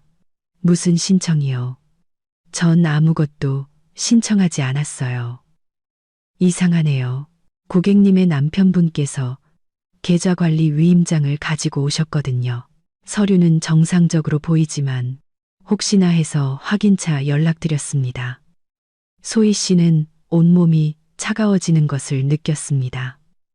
무슨 위임장이요? 전 누구에게도 권한을 위임한 적 없어요. 잠시만요. 확인해 보겠습니다. 네. 여기 일반 위임장 양식에 고객님 서명이 있습니다. 그거 위조된 거예요. 전 그런 위임장에 서명한 적 없어요. 그럼 즉시 지점으로 와주세요. 상황이 파악될 때까지 모든 거래를 중단하겠습니다. 소희 씨는 이를 내팽개치고 은행으로 달려갔습니다. 지점에서 그녀는 민준 씨의 필체로 쓰인 신청서와 그녀의 서명이 위조된 위임장을 보게 되었습니다. 서명이 고객님 것과 매우 유사합니다. 은행 직원이 말했습니다. 하지만 위조라고 주장하신다면 명백한 위조입니다. 소희 씨가 단언했습니다. 계좌를 동결하고 사기 혐의로 경찰에 신고해 주세요. 알겠습니다. 하지만 먼저 필적 감정을 해야 합니다. 시간이 좀 걸릴 겁니다. 얼마나요? 최소 1, 2주는 걸립니다. 소희 씨는 필요한 모든 서류에 서명하고 은행을 나오며 생각했습니다. 그들의 계획은 바로 이것이었구나. 처음에는 좋은 말로 돈을 얻으려 하고, 그 다음엔 법정 소송으로 위협하고, 마지막 수단으로 서류를 위조하는 것. 집에는 민준 씨가 없었습니다. 그는 늦은 저녁 꽃다발과 초콜릿 상자를 들고 돌아왔습니다. 여보, 모든 것에 대해 미안해. 그가 선물을 건네며 말했습니다. 이 바보 같은 싸움은 잊어버리자. 엄마가 그 집 생각을 접으셨어. 접으셨다고요? 응. 우리가 자기를 오해했다고 생각하셨나 봐. 돈 때문에 가족을 망치고 싶지 않다고 하셨어. 소희 씨는 꽃을 받았지만 그의 말을 한마디도 믿지 않았습니다. 참 고결하시네요. 그러게 말이야. 그러니까 우리 예전처럼 다시 잘 지내자. 내 돈에 대해서는 아무런 요구도 없을 거야. 은행에 낸 신청서는요. 민준 씨는 당황했습니다. 무슨 신청서? 당신이 오늘 위조된 위임장이랑 같이 제출한 거요. 남편의 얼굴이 하얗게 질렸습니다. 무슨 말인지 모르겠는데. 민준 씨, 은행에서 전화 왔어요. 당신이 위조 서류로 내 계좌에 접근하려고 했다고요. 소희야, 그건 오해야. 오해라고요. 소희 씨가 가방에서 위임장 사본을 꺼냈습니다. 이건 당신 필체고 이건 위조된 내 서명이에요. 민준 씨는 서류를 받아들고 오랫동안 들여다보았습니다. 누가 우리를 이간질하려는 거 아닐까? 가짜 서류를 만들어서. 누가요? 당신 어머니가요. 엄마는 상관없어. 그럼 누군데요? 그리고 왜 누군가가 내 돈 때문에 우리를 이간질하겠어요? 민준 씨는 소파에 앉아 두 손으로 얼굴을 감쌌습니다. 소희야, 널 속이려던 건 아니었어. 하지만 속였잖아요. 그냥 계좌에 접근해서 너한테 내역서를 보여주고 집 살 돈을 달라고 설득할 수 있을 거라고 생각했어. 당신 내 저축을 훔치려고 했군요. 훔치는 게 아니라 그냥 빌리려고 했어. 나중에 갚았을 거야. 언제요? 몇 년 후에. 민준 씨는 말이 없었습니다. 그리고 이 기막힌 계획은 누가 생각해낸 거죠? 당신이에요. 아니면 어머님. 엄마가 그냥 조언해 주셨어. 가족 사이에는 비밀이 없어야 한다고. 소희 씨는 이 사람과 더 이상 한 집에 있을 수 없다고 느꼈습니다. 남편은 거짓말쟁이의 잠재적 도둑이었습니다. 짐 싸요. 그녀가 차분하게 말했습니다. 짐 싸서 오늘 당장 어머니 댁으로 가요. 소희야, 성급하게 결정하지 마. 성급하지 않아요. 그냥 내가 누구랑 살았는지 드디어 깨달았을 뿐이에요. 우리 다 얘기하고 타협점을 찾을 수 있어. 무슨 타협점이요? 당신은 내 돈을 훔치려고 했어요. 설명했잖아. 그냥 빌리려고 했다고. 내 허락도 없이 위조된 서류로요. 그걸 사기라고 불러요. 민준 씨는 소파에서 일어났습니다. 설마 경찰에 신고하지는 않겠지. 난 네 남편이잖아. 남편이었죠. 소희 씨가 정정했습니다. 그리고 이제 당신은 내 신뢰를 배신한 사람이에요. 소희야, 우리 결혼 생활을 생각해봐. 함께한 인연이잖아. 생각하고 있어요. 그리고 그 2년 동안 당신은 연기를 했고, 진짜 당신 모습은 이제야 드러났다는 걸 깨닫고 있죠. 민준 씨가 그녀를 껴안으려 했지만 소희 씨는 몸을 피했습니다. 내 몸에 손대지 마요. 짐 싸서 나가요. 만약 안 나가면 그럼 내가 나갈게요.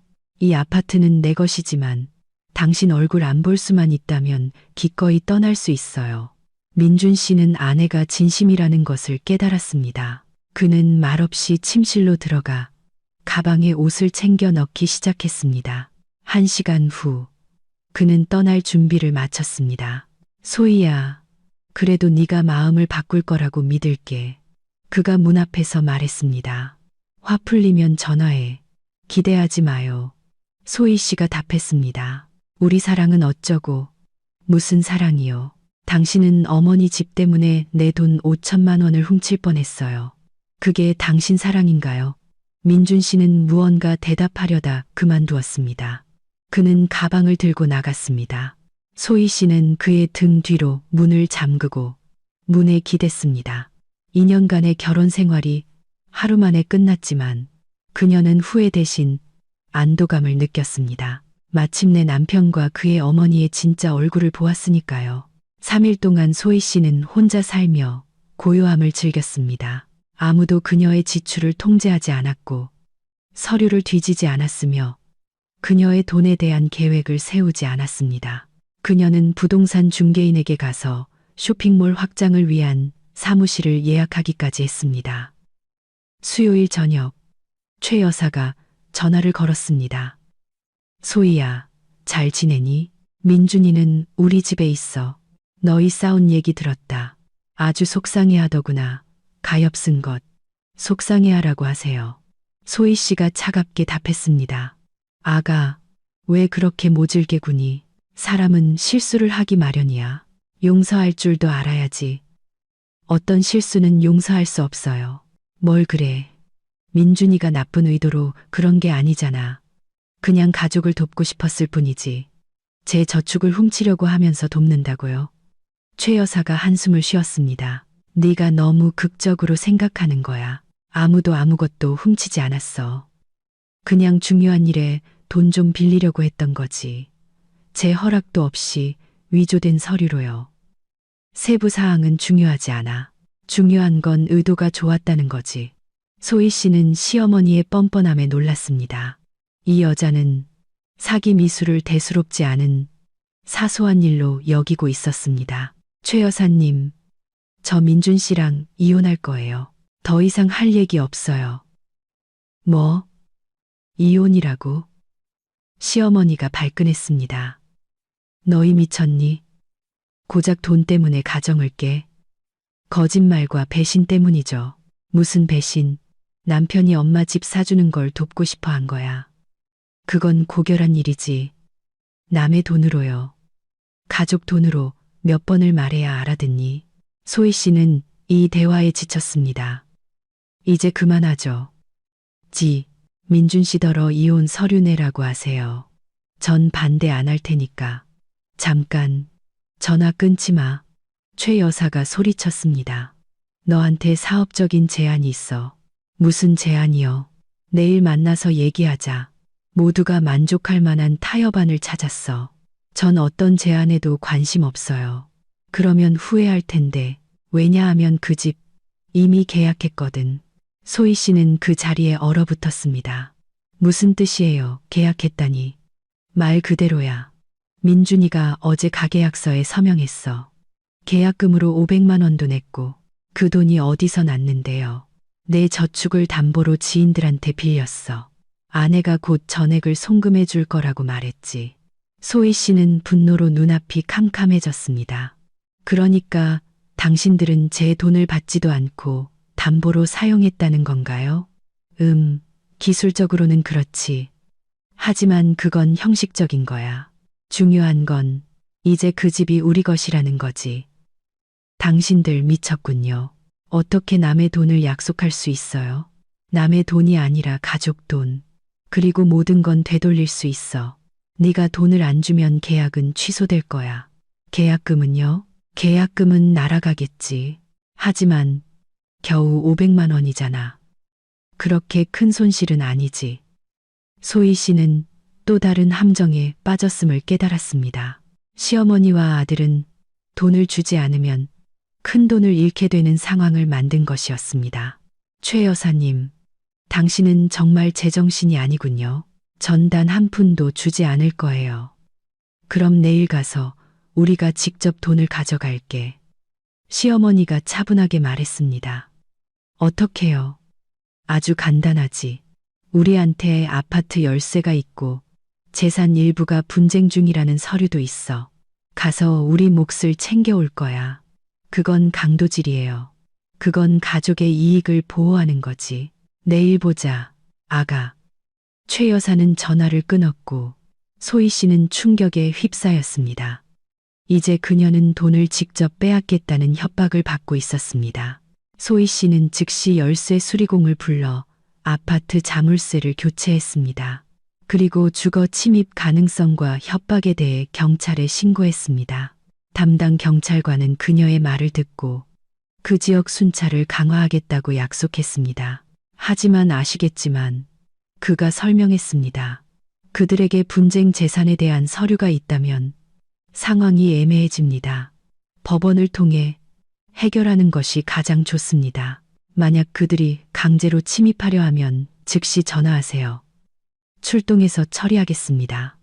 목요일에 소희 씨는 하루 휴가를 내고 불청객의 방문을 기다리며 집에 머물렀습니다. 점심 무렵 초인종이 울렸습니다. 현관 렌즈를 통해 그녀는 민준 씨와 최 여사를 보았습니다. 소희야, 문 열어. 얘기 좀 하러 왔어. 남편이 소리쳤습니다. 우린 할 얘기 없어요. 돌아가세요. 그럼 우리가 열쇠로 열게. 시어머니가 위협적으로 말했습니다. 열쇠 안 맞을 거예요. 자물쇠 바꿨으니까. 문 밖은 조용해졌습니다. 그러다 분노에 찬 목소리들이 들렸습니다. 너 정말 겁을 상실했구나. 민준 씨가 소리쳤습니다. 여긴 내 집이기도 해. 당신 집 아니에요. 이 아파트는 내 명이고 난 여기 주소지로 등록돼 있어. 살 권리가 있다고. 권리가 있었죠.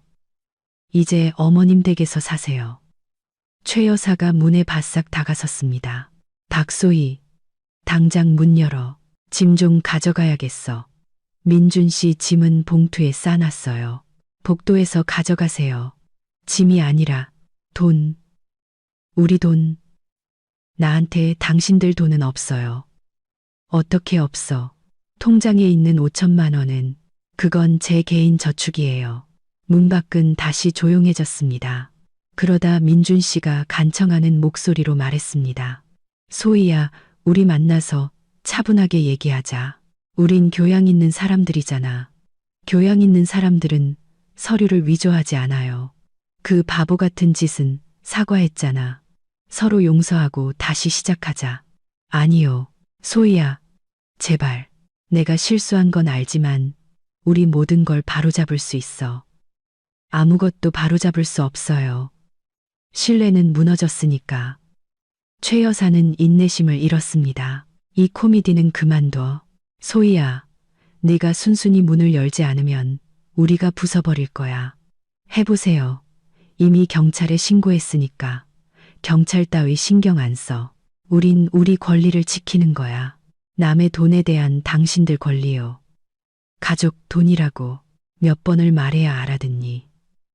소희 씨는 대화가 아무런 결실을 맺지 못할 것이라고 깨달았습니다.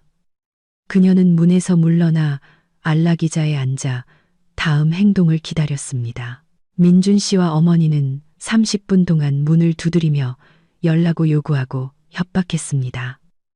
그러다 조용해졌습니다. 소희 씨는 그들이 갔다고 생각했지만 착각이었습니다.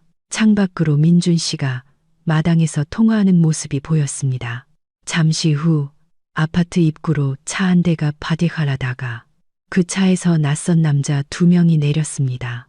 소희 씨는 불안해졌습니다. 시어머니와 아들은 무력으로 문제를 해결하기 위해 조력자들을 동원한 것이 분명했습니다. 그녀는 경찰서 번호를 눌렀습니다. 안녕하세요. 어제 주거 침입 가능성에 대해 신고했었는데요.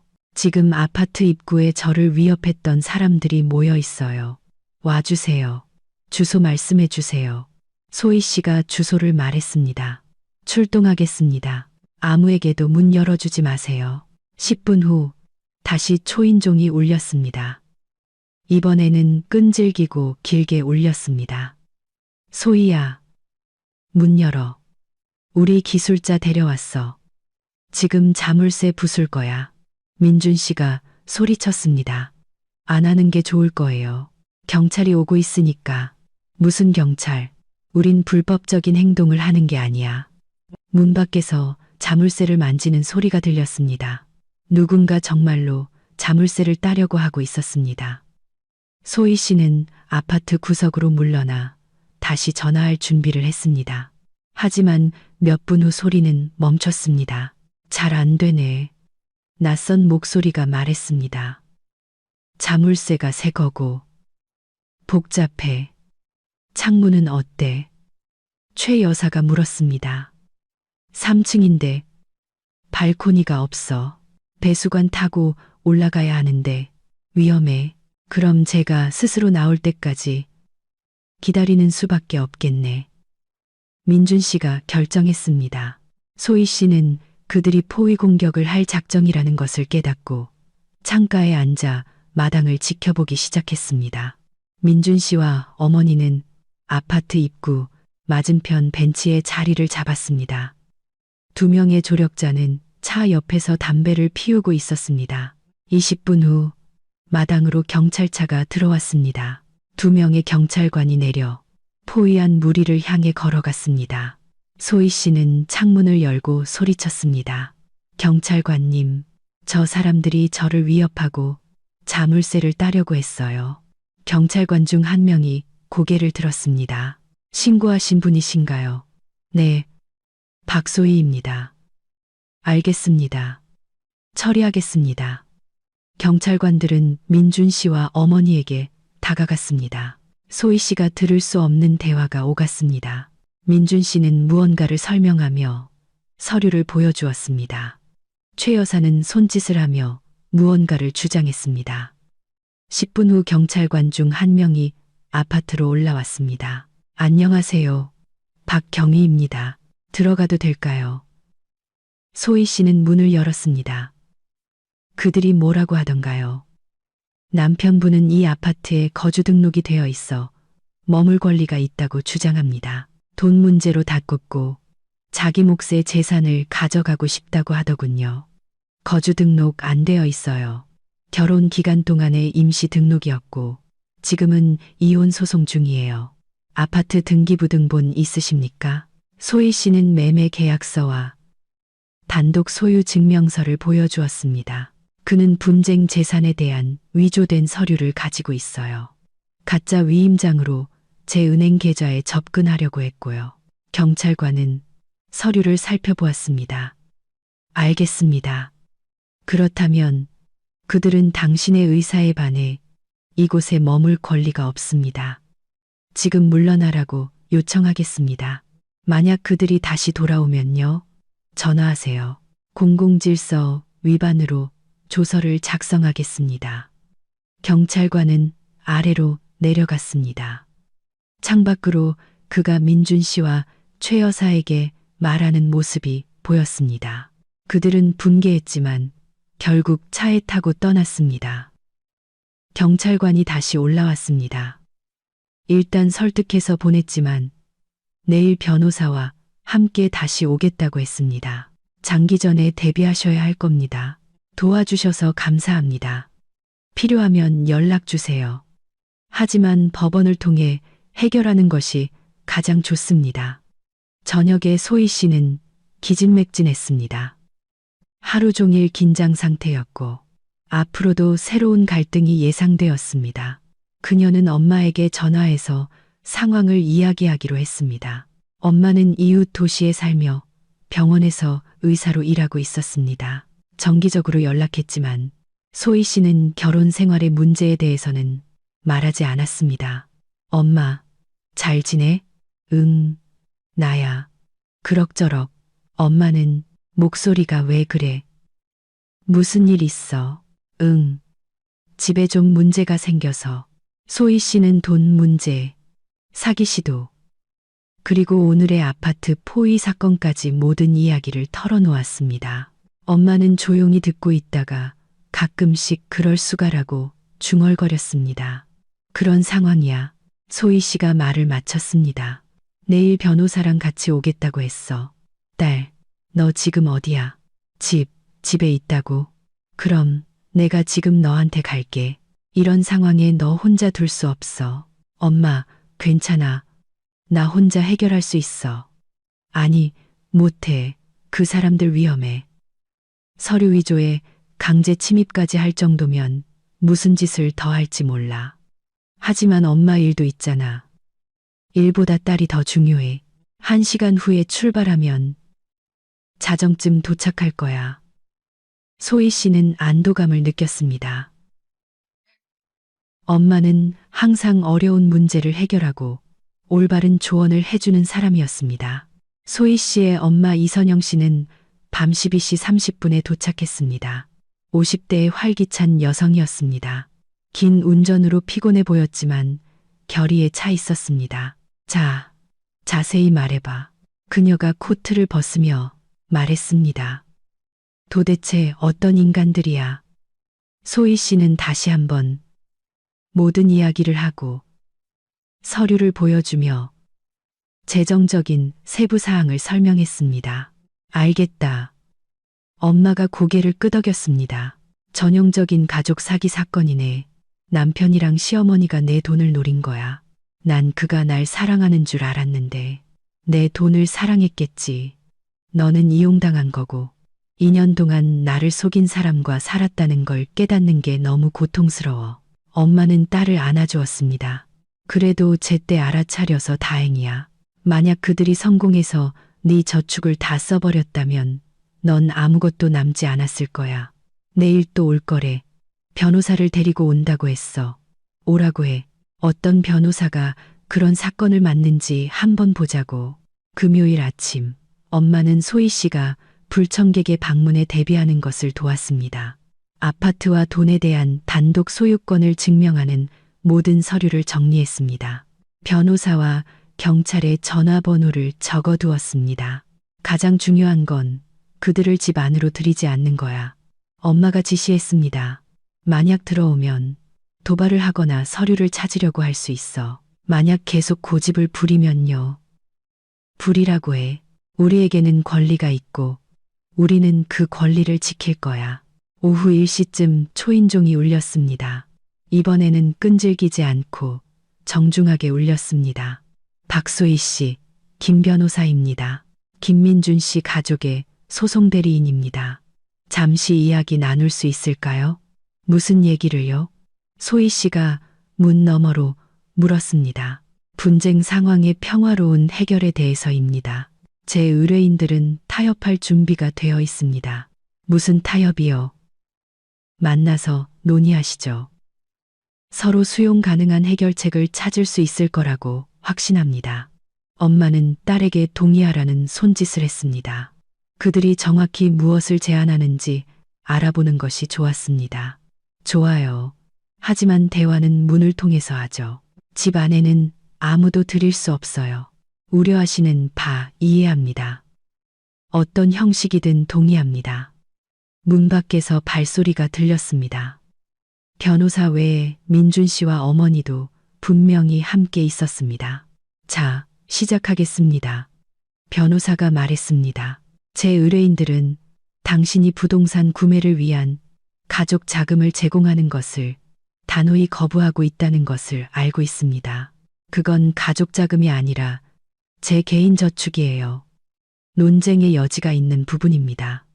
결혼 기간 동안 얻은 소득의 일부는 공동재산으로 간주될 수 있습니다. 그럴 수도 있고 아닐 수도 있죠. 그건 법원이 결정할 문제예요. 맞습니다. 하지만 소송은 몇 달 혹은 몇 년이 걸릴 겁니다. 그리고 그동안 돈은 동결될 거고요. 저는 괜찮지만 제 의뢰인들은 그렇지 않습니다. 그들은 이미 전원주택 구매와 관련하여 재정적 의무를 부담했습니다. 그건 그들 문제죠. 아무도 그들에게 남의 돈을 약속하라고 한 적 없어요. 변호사는 잠시 침묵했습니다. 의뢰인들과 상의하는 듯 했습니다. 좋습니다. 제 의뢰인들은 양보할 준비가 되어 있습니다. 그들은 전액이 아닌 3억 원만 받기로 동의했습니다. 단 한 푼도 줄 수 없어요.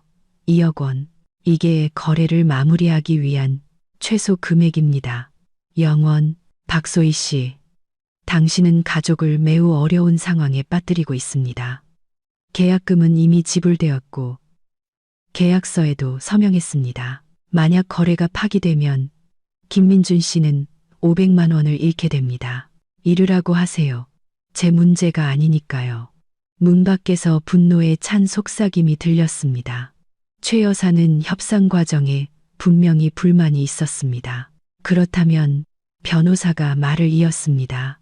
제 의뢰인들은 강제 재산 분할을 요구하는 소송을 법원에 제기할 수밖에 없습니다. 제기하세요. 법정 소송 두렵지 않아요. 그리고 분쟁 자산에 대한 가압류 신청도 함께요. 하세요. 당신이 사업 확장 계획을 오랫동안 동결시켜야 한다는 것을 알고 계십니까? 알아요. 하지만 사기꾼들에게 주는 것보다 동결되는 게 나아요. 사기꾼이라는 단어는 문 밖에서 격렬한 반응을 일으켰습니다. 민준 씨가 소리치기 시작했습니다. 무슨 사기꾼? 우린 가족이야. 가족은 서류를 위조하지 않아요. 소희 씨가 답했습니다. 그건 오해였어. 오해는 남의 은행 계좌에 접근하려는 시도를 말하는 거죠. 최 여사는 참지 못하고 대화에 끼어들었습니다. 이봐, 바보 같은 년, 고집 그만 부리고 돈 내놓고 편하게 살아. 최 여사님, 말 조심하세요. 소희 씨의 엄마가 끼어들었습니다. 당신은 누군데요? 시어머니가 놀라서 물었습니다. 소희 엄마입니다. 그리고 제 딸에게 막말하는 건 용납할 수 없군요. 아, 엄마가 와서 딸내미 지켜주는구나. 최 여사가 비꼬듯이 말했습니다. 나이가 몇인데 29. 아직도 엄마 치마폭에 숨어있네. 남의 돈 훔치는 것보다 엄마 치마폭에 숨는 게 낫죠. 이선영 씨가 받아쳤습니다. 우린 훔치지 않아. 우리에게 속한 것을 가져가는 것뿐이야. 당신들에게는 단 한 푼도 속한 게 없어요. 변호사는 대화를 건설적인 방향으로 되돌리려 했습니다. 인신공격은 삼가주시죠. 제 임무는 모든 당사자를 만족시키는 타협점을 찾는 것입니다. 저를 만족시키는 타협점은 하나뿐이에요. 소희 씨가 말했습니다. 그들이 저를 내버려 두는 거요. 하지만 재정적 의무가 있지 않습니까? 그건 그들의 의무지. 제 의무가 아니에요. 문 밖에서 다시 분노에 찬 목소리가 들렸습니다. 그러다 민준 씨가 애원하는 목소리로 말했습니다. 소희야, 한번 생각해봐. 엄마는 평생 일만 하셨고 자신만의 집을 꿈꿔오셨어. 네가 가족을 도와줄 수 없는 거야. 가족은 저축을 훔치려 하지 않아요. 설명했잖아. 그건 오해였다고. 한 달 내내 계속된 오해군요. 당신들, 이 작전을 오랫동안 계획했죠. 우리는 좋은 말로 부탁하고 싶었어. 좋은 말은 속이고 강요하는 것을 의미하지 않아요. 최 여사는 마침내 인내심을 잃었습니다. 이제 이 연극은 끝이야. 소희야, 네가 순순히 돈을 주지 않으면 우리가 힘으로 가져갈 거야. 해보세요. 소희 씨가 도전적으로 답했습니다. 해볼게. 민준아, 이제 행동해. 언제까지 얘랑 이러고 있을 거야. 결단력 있는 발소리가 들렸습니다. 민준 씨가 문으로 향하는 듯 했습니다. 김 변호사는 협상 장소를 이탈합니다. 변호사가 선언했습니다. 이후 제 의뢰인들의 행동은 저와 합의된 바가 아닙니다. 멀어지는 발소리는 변호사가 정말로 떠났음을 확인시켜 주었습니다. 자, 사랑하는 며느리, 최 여사가 악의적으로 말했습니다. 이제 우리끼리 남았네. 이제 속 깊은 대화를 나눠보자고. 말씀하세요. 하지만 집 안으로는 못 들어와요. 아주 잘 들어갈 거야. 문 밖에서 자물쇠를 만지는 소리가 들렸습니다. 이번에는 더 격렬했습니다. 소희 씨의 엄마가 전화를 들었습니다. 경찰에 신고할게요. 신고해. 최 여사가 내뱉었습니다. 그들이 도착할 때쯤이면 우린 이미 모든 걸 챙겼을 테니까. 자물쇠는 도구의 힘에 삐걱거렸습니다. 민준 씨가 누군가와 함께 자물쇠를 부수려 하고 있었습니다. 엄마, 소희 씨가 속삭였습니다. 만약 정말로 들어오면 어떡해? 못 들어와. 자물쇠 튼튼해. 하지만 자물쇠가 부서지기 시작했습니다. 금속이 부서지는 소리가 들렸습니다. 5분 후 문이 열렸습니다. 문틈으로 민준 씨와 최 여사가 들이닥쳤습니다. 남편은 결연해 보였고 시어머니는 승리에 찬 표정이었습니다. 드디어 최 여사가 외쳤습니다. 저녁까지 부숴야 할 줄 알았네. 소희 씨와 엄마는 현관 안쪽으로 물러섰습니다. 당신들은 여기 있을 권리가 없어요. 이건 주거 침입이에요. 우리는 모든 권리가 있어. 민준 씨가 주장했습니다. 나는 여기에 주소지가 등록되어 있어. 임시 등록이었고, 우린 이혼 소송 중이에요. 아직 이혼 안 했어. 그럼 난 완전한 거주자야. 최 여사는 주위를 둘러보았습니다. 자, 돈 관련 서류는 어디에 있지? 소희야, 은행 서류 꺼내. 안 줘요. 주게 될 거야. 민준 씨가 위협적으로 말했습니다. 우리 몫을 받기 전까지는 안 나갈 거야. 당신들 몫은 아무것도 없어요. 나한테는 공동 재산의 절반이 있어. 그리고 엄마한테는 정신적 피해 보상금도. 무슨 정신적 피해 보상금이요? 네가 돈 때문에 가정을 파괴한 것에 대한 보상이지. 최 여사가 설명했습니다. 소희 씨의 엄마가 앞으로 나섰습니다. 젊은이, 당장 이 집에서 나가요. 당신은 지금 범죄를 저지르고 있어요. 무슨 범죄요? 전 제 권리를 지키는 거예요. 당신은 남의 집에 무단으로 침입했어요. 내 집이야. 최 여사는 부엌으로 가서 찬장과 서랍을 열기 시작했습니다. 돈 어디에 뒀어? 금고, 카드, 은행에. 아무데도 없어요. 소희 씨가 답했습니다. 어떻게 없어? 5천만 원은 벌써 다 썼어.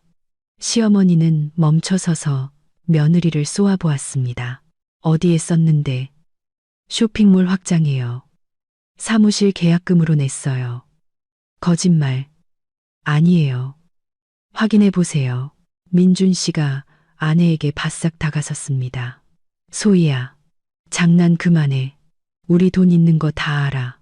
이리 내놔. 안 줘요. 주게 될 거야. 민준 씨가 아내의 가방을 낚아채 뒤지기 시작했습니다. 소희 씨가 가방을 뺏으려 했지만 남편이 그녀를 밀쳤습니다. 은행 카드 어디 있어? 말 안 해요. 말하게 될 거야. 최 여사는 집안을 뒤지며 모든 것을 뒤집어 엎었습니다. 민준 씨는 아내가 방해하지 못하도록 그녀의 팔을 잡고 있었습니다. 카드 어디 있어? 계좌 서류는 그가 요구했습니다. 이거 놔요.